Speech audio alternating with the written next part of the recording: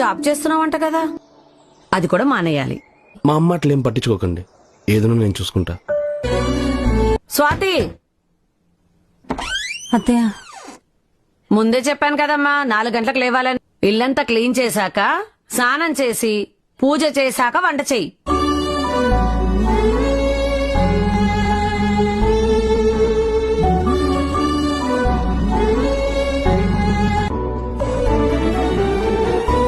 అత్తయ్య కాఫీ.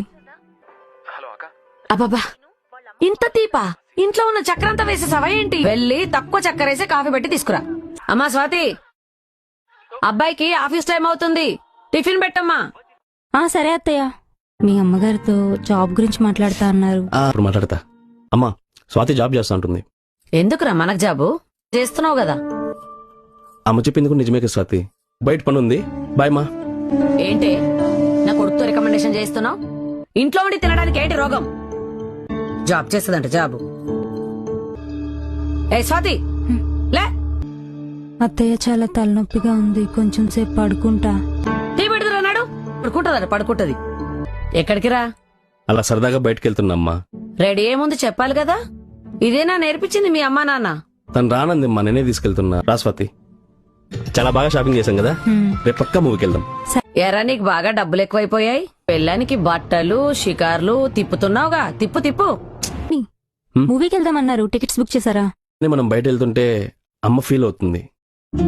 ఉడుకు కోళ్ళు బయటకు వెళ్తే అమ్మ ఫీల్ అవ్వడం ఏంటి? బీట్రూటా?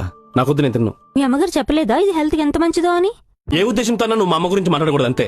లేదు మీ అమ్మ నాన్న మొగుడుతో ఎలా మాట్లాడాలో నేర్పించలేదా? ఒక పని చేయడం రాదు, పొద్దున్న లేవడం రాదు. ఇదేనా మీ అమ్మ నాన్న నీకు నేర్పింది? మాట్లాడితే అమ్మా నాన్న అనకండి అత్తయ్య. క్యాజువల్ గా మీ అమ్మగారు అన్నందుకే మీకు అంత కోపం వచ్చింది. మీ అమ్మగారు నన్ను ప్రతిరోజు మీ అమ్మ నేర్పించలేదా, మీ నాన్న నేర్పించలేదా, మీ అమ్మా నాన్న ఇదేనా నేర్పించారు, ఇదేనా నేర్చుకున్నామని ప్రతిరోజు నన్ను సూటుపోటు మాటలు అంటూనే ఉన్నారు. నేను 25 ఏళ్ళు ఒకలా పెరిగాను. సడన్ గా ఇప్పుడు వచ్చి 4 గంటలకే ఇంటి పని చెయ్యి, వంట పని చెయ్యంటే నాకు కష్టంగానే ఉంటుంది. ప్రతిరోజు పని చేస్తూనే ఉన్నాను. ప్రతిసారి మీరు నన్ను తిడుతూనే ఉన్నారు.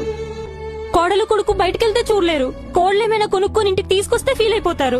25 ఏళ్ళు పెంచిన తల్లిదండ్రులు వదిలేసి నేను ఇంటికి వచ్చాను. పిల్లమ్మే కదా నేను పెళ్లి కొప్పుకున్నాను. నాకంటూ కొన్ని ఆశలున్నాయి అత్తయ్య. ఆ ఆశలు చంపుకొని నేను బతకలేను. ఆ రోజు మీరు నాకు పెళ్లి చూపుల్లో చెప్పారు, ఈ రోజు నేను మీకు చెప్తున్నా. మీరే ఆలోచించుకొని చెప్పండి.